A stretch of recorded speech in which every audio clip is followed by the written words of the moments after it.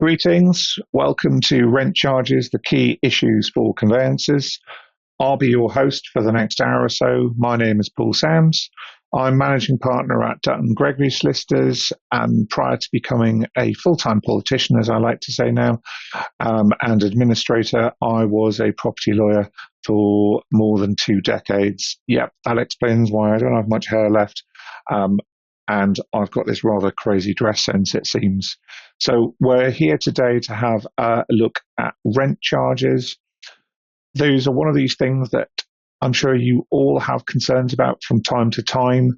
I will let you know now before the end of the hour. I cannot tell you definitively if something is a rent charge or not a rent charge. There are many factors that affect whether it is a rent charge or not. We'll go through these together now, but if you're hoping that you will have a 100% yes, it's this, or no, it isn't, just like the rest of life, there are very few occasions where there are absolute rights and absolute wrongs.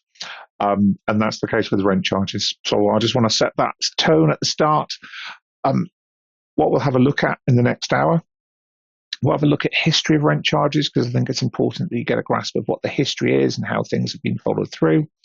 The consequences of rent charges, why new build property in particular are affected by rent charges, lenders' attitudes with some real life live as it is today, UK Lenders Finance Handbook, sections here about how each lender treat rent charges, the solutions for dealing with rent charges, and also, dare I say it, the future of rent charges, because the Leasehold and Freehold Reform Act 2024 promised to deal with rent charges. It promised to deal with many things. I'm not pointing any political fingers here other than at all of the politicians, because this was legislation that was rushed through with cross-party support over all the major parties and most of the minor parties just before Parliament was prorogued last year before the election in 2024, and very few items from the Leasehold and Freehold Reform Act 2024 have actually come into effect. Primarily, it's only been Building Safety Act and a few pieces to do with lease extensions. So the 2-year time limit for qualifying has been abolished. But there's plenty of things in that act that could come into effect to help us as property lawyers and property professionals.